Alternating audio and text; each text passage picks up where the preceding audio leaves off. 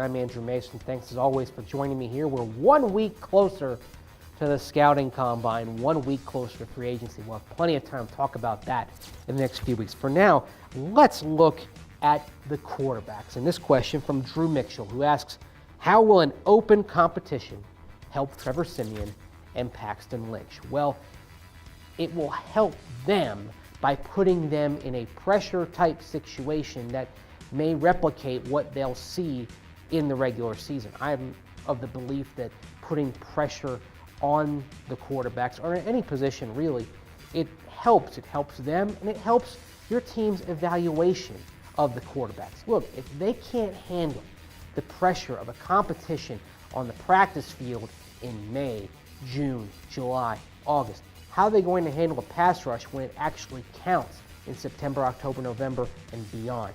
So you put these two into a competition, I think it's only going to help them. It's going to reveal what they have. And, it's interesting. You hear a lot of chatter about how the scheme that the Broncos put in may favor Paxton Lynch.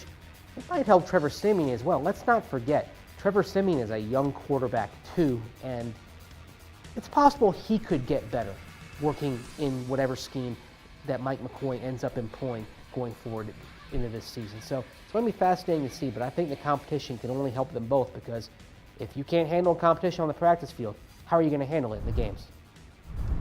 Next question from Bruce Curtis. Without looking at any numbers, there seemed to be a direct correlation with the effectiveness of the Broncos' running game and whether they're using a fullback. Why did the Broncos not pick up a fullback after Andy Janovich was injured, or play Juwan Thompson more frequently at the position? It's a good question, but first you actually have to look at how effective the running game was with a fullback. Let's look at Andy Janovich in particular.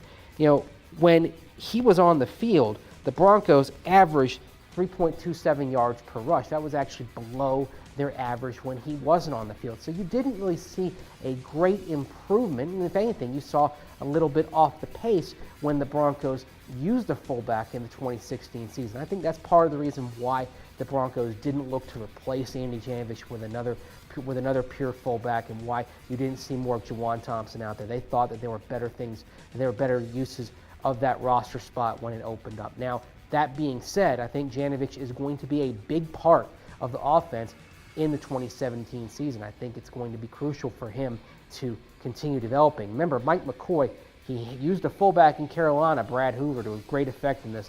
And then just last year, to show what Mike McCoy thought of the fullback position, he drafted a fullback as well in San Diego, Derek Watt. So I think you're going to see Janovich have a bright future. I think they're going to put him in situations advantageous to him. But yeah, last year, the Broncos running game, not more effective with Janovich out there than without him.